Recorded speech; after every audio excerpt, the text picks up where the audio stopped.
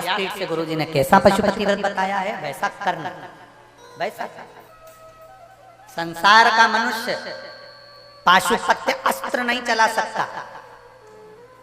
पाशुपत्य अस्त्र संसार के लोगों के पास में नहीं है कि वो चला देंगे।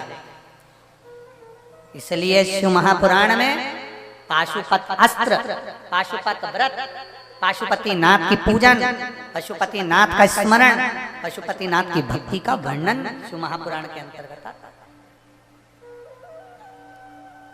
कहा सियोर वाले महाराज ने पशुपति व्रत बना दिया? ना ना ना ना, अच्छे से पढ़ो शिव महापुराण को, दिल से पढ़ो।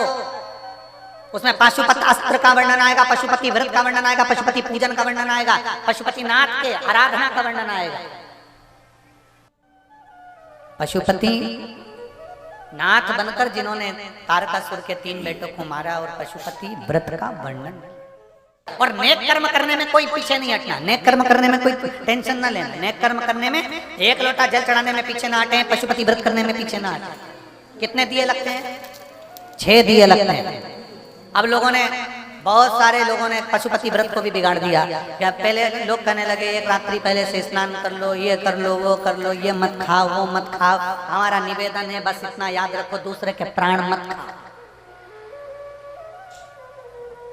कोई ने कह दिया मीठा मीठा खाना, भोजन मत करना। कोई ने कह दिया 6 दिए मंदिर में जला देना, कोई ने कह दिया 4 बत्ती का जला देना, कोई ने कह दिया 5 बत्ती का जला देना। ना, पशुपति व्रत का विधान शिव महापुराण के अंतर 5 व्रत होते हैं जिसमें 6 दिए लगते हैं। प्रसाद बनकर जाता है, प्रसाद उतना ही बनाया जाता है जितना मंदिर में जा रहा हो।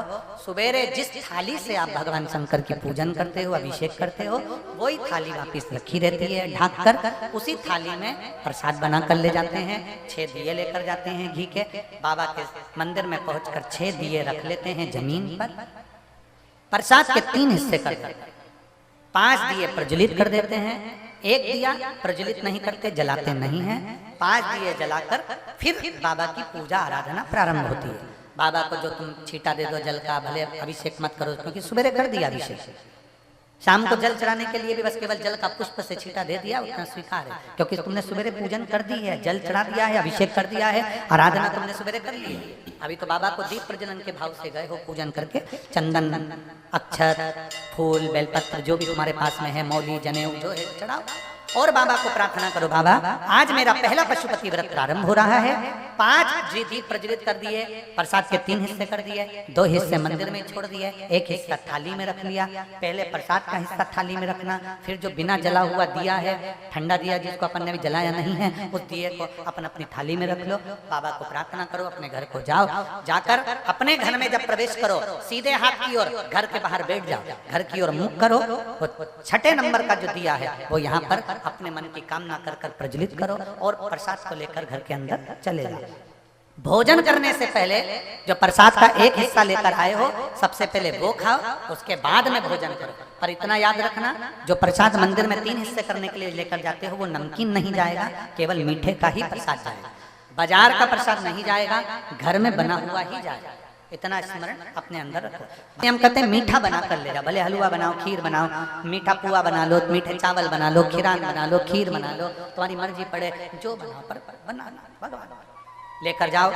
5वां व्रत जब रहे, 5वें नंबर का जब व्रत आए, बाबा से प्रार्थना करो, एक श्रीफल भेंट बाबा को समर्पित करो। 108 चावल के दाने, मूंग के दाने, या बेलपत्री, या पुष्प के पत्तियां, जो तुम बाबा को दे सकते हो, 1-1 कर कर बाबा को समर्पित कर कर श्री शिवाय नमस्तुभ्यं बोलकर 108 दाने पूर्ण हो जाए। बाबा से अपने मन की बात करो, बाबा आज मेरे 5 व्रत पूर्ण हो रहे हैं, बाबा आप इसको स्वीकार करना, मेरी झोली खुशियों से भरना। बाबा को प्रणाम करो, वापिस वही दिया दरवाजे पर लगाओ, भोजन भाग आराम से ग्रहण करो।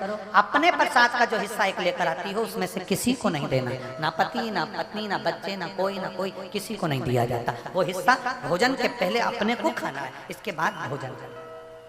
ये पशुपति व्रत। इसके कई लोगों ने नियम बिगाड़ दिए, कोई कहे ये पढ़ो, कोई के वो पढ़ो, कोई के ये करो, कोई के वो करो, कुछ मत करो। व्यासपीठ से गुरुजी ने कैसा पशुपति व्रत बताया है वैसा करना, वैसा